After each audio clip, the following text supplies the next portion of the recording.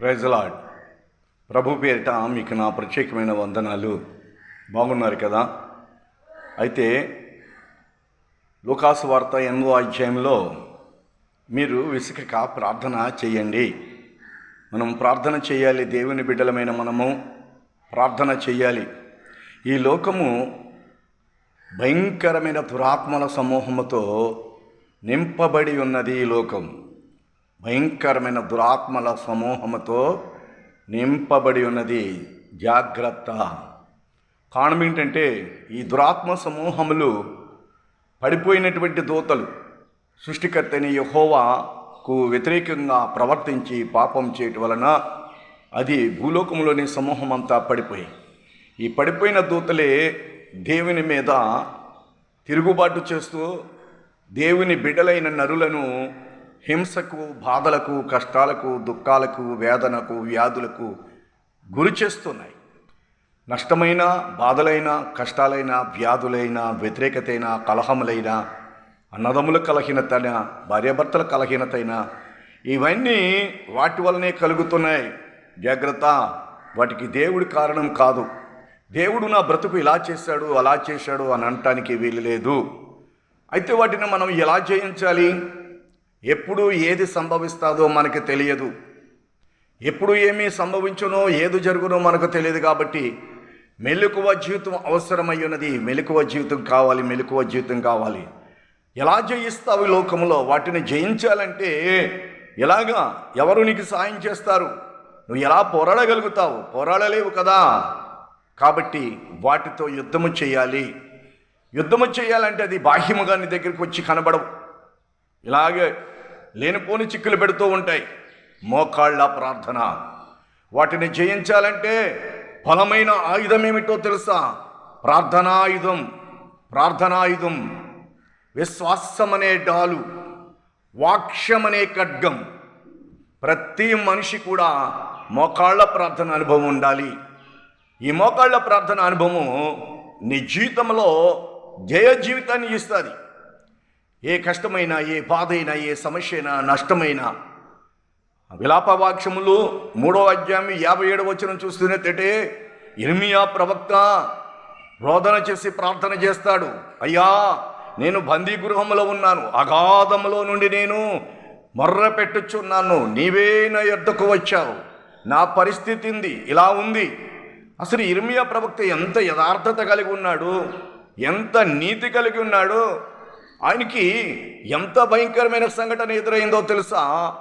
ఆయన యథార్థత, ఆయన నీతి, ఆయన యొక్క భక్తి జీవితము బందీ గృహానికి గురి చేసిందండి. ఈనాడు కూడా చాలామంది యథార్థత, నీతి, ప్రేమ కలిగిన వారు భయంకరమైన సంఘటనలకి గురైపోతున్నారు.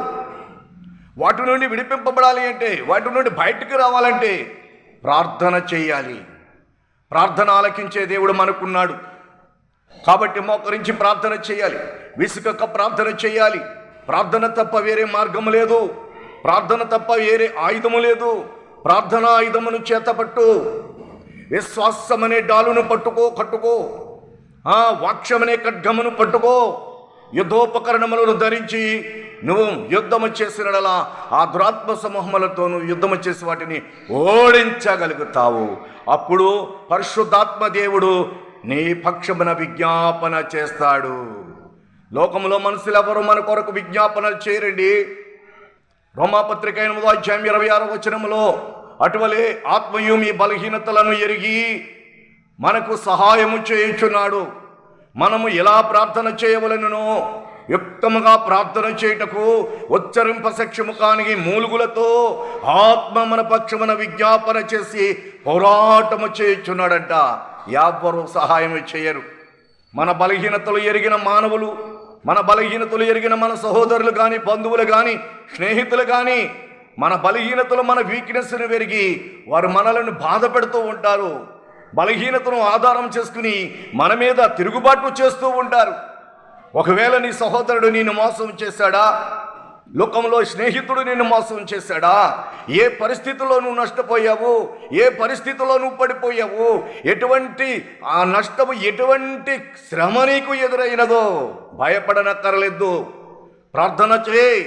మోకరించి విజ్ఞాపన ప్రార్థన చేయి, రోదన ప్రార్థన చేయి.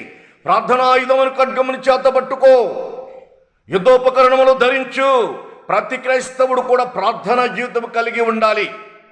ఈ ప్రార్థన శక్తి నువ్వు ఎప్పుడైతే ప్రార్థన చేస్తూ ప్రారంభిస్తావో ఆత్మ నీ పక్షమున విజ్ఞాపన చేయటం ప్రారంభిస్తుంది. ఆత్మ, పరిశుద్ధాత్మ మన కోసం విజ్ఞాపన చేస్తూ మన పక్షమున ఆత్మయే మన బలహీనతలను ఎరిగి మన నిమిత్తమై విజ్ఞాపన చేసి మన పట్ల దేవునికి మొర్రపెట్టి మనకు సహాయము చేయను. లోకంలో ఎవ్వడూ సహాయం చేయడు. మన బలహీనతలు ఎవరితోనైనా చెప్పుకుంటే అది వారికి వీక్నెస్గా ఉంటుంది. మన బలహీనతలను ఎరిగి మనతో ఆడుకుంటారు, గ్రేమాడేస్తారు ఏకంగా. కాబట్టి ప్రియ సహోదరి సహోదరుడా, నీ బలహీనతల పక్షమున ఎరిగిన దేవుడు నీ అంతరంగ బలహీనతలు మనుషులెవరికి తెలియవు. బాహ్యమైన బలహీనతలు చెప్పుకుంటే తెలుస్తాయి, కానీ లోపల ఉన్న అంతరంగ సంబంధమైనటువంటి బలహీనతలు ఎన్నో ఉంటాయి. వాటిని ఎవరికి చెప్పగలుగుతావు? చెప్పసఖ్యము కానీ బలహీనతలు ఉంటాయి. వాటి కోసము ఆత్మయే నీ పక్షమున విజ్ఞాపన చేయును. ప్రకటన గ్రంథం 12వ అధ్యాయం 8వ వచనాలు కానీ చూసినట్టయితే, అపవాది అనియు ఘట సర్పమనియు ఆ సతాను భూమి మీద పడద్రోయబడి ఉన్నాడు. వాడు సమూహము కూడా పడదోయబడి ఉన్నది. ఏం చేస్తున్నాడు?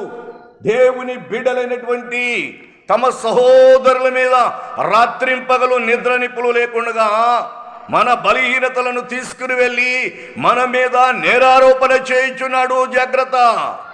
నువ్వు నిర్మలంగా ఉండవచ్చు, నువ్వు సోమరితనంగా ఉండవచ్చు, నువ్వు నిద్రపోవచ్చు, నువ్వు నిర్లక్ష్యంగా ఉండొచ్చు, కానీ అతడు మాత్రం ఏమాత్రం నిర్లక్ష్యంగా లేడు. ప్రతి ఒక్కరి కోసము మన బలహీనతలను, మన అపరాధములను, మన దోషములను అన్నిటినీ కూడా మూట కట్టి దేవుని దగ్గర తీసుకుని వెళ్ళి నేరారోపణ చేస్తున్నాడు. ఆ నేరారోపణలో తప్పించుకోలేడు మనిషి.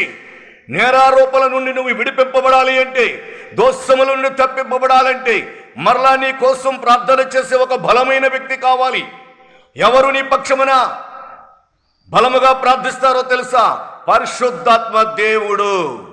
వెంటనే పరిశుద్ధాత్మ దేవుడు తండ్రి దగ్గర విజ్ఞాపన చేసి, దుష్టుడైన సాతాను మన మీద నేరారోపణ చేసి మన బలహీనతలను తీసుకుని వెళ్ళినప్పుడు వాటి నుండి విడిపించగల శక్తి ఆయనకు మాత్రమే ఉన్నది.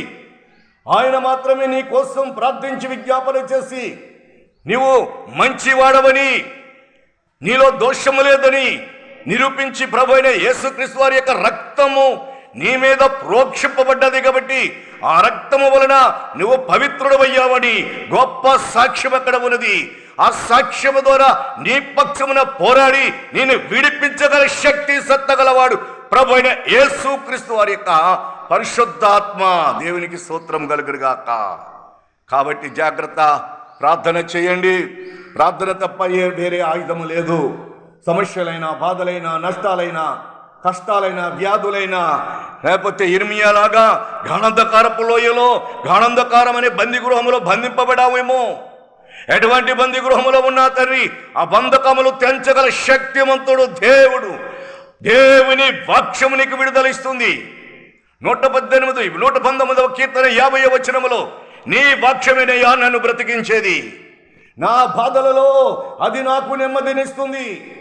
నెమ్మదినిచ్చేది లేదు. ఏ పరిస్థితుల్లో, ఏ మార్గములో, ఏ కోణములో నీకు నెమ్మది కలగదు, కానీ వాక్యము నీకు నెమ్మదిస్తుంది. వాక్యము నీకు విడుదలనిస్తుంది.